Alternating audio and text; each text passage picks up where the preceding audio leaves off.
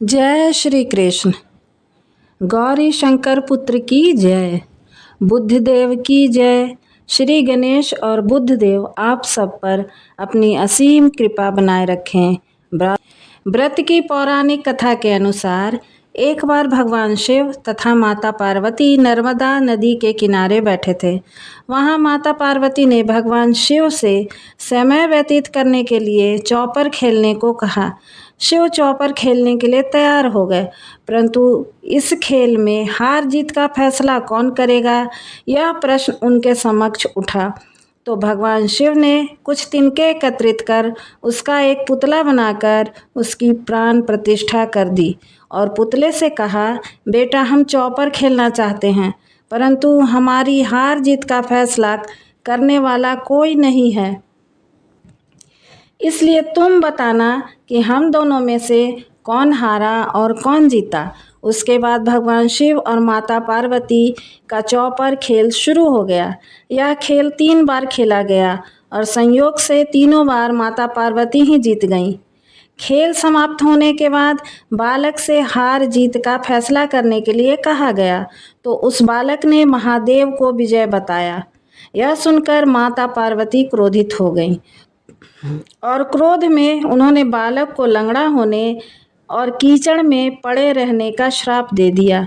बालक ने माता पार्वती से माफ़ी मांगी और कहा कि यह मुझसे अज्ञानतावश ऐसा हुआ है, मैंने किसी द्वेष भाव में ऐसा नहीं किया। बालक द्वारा क्षमा मांगने पर माता ने कहा, यहाँ गणेश पूजन के लिए नाग कन्याएं आएंगी, उनके कहे अनुसार तुम गणेश व्रत करो, ऐसा करने से तुम मुझे प्राप्त करोगे। यह कहकर माता पार्वती शिव के साथ कैलाश पर्वत चली गईं। 1 वर्ष के बाद उस स्थान पर नाग कन्याएं आईं। तब नाग कन्याओं से श्री गणेश के व्रत की विधि मालूम करने पर उस बालक ने 21 दिन लगातार गणेश जी का व्रत किया। उसकी श्रद्धा से गणेश जी प्रसन्न हुए।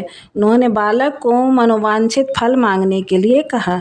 उस पर उस बालक ने कहा, हे विनायक, मुझ में इतनी शक्ति दीजिए कि मैं अपने पैरों से चलकर अपने माता पिता के पास कैलाश पर्वत पर पहुंच सकूं और वे यह देखकर प्रसन्न हों। तब बालक को वरदान देकर श्री गणेश अंतर्ध्यान हो गए। इसके बाद वह बालक कैलाश पहुंच गया। कैलाश पर्वत पर पहुंचने की अपनी कथा उसने भगवान शिव को सुनाई। चौपर वाले दिन से माता पार्वती शिव जी से विमुख हो गई थी और देवी के रुष्ट होने पर भगवान शिव ने भी बालक के बताए अनुसार 21 दिनों तक श्री गणेश जी का व्रत किया।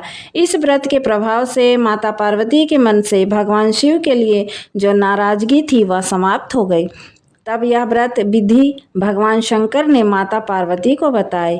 यह सुनकर माता पार्वती के मन में भी अपने पुत्र कार्तिकेय से मिलने की इच्छा जागृत हुई। तब माता पार्वती ने भी 21 दिन तक श्री गणेश का व्रत किया।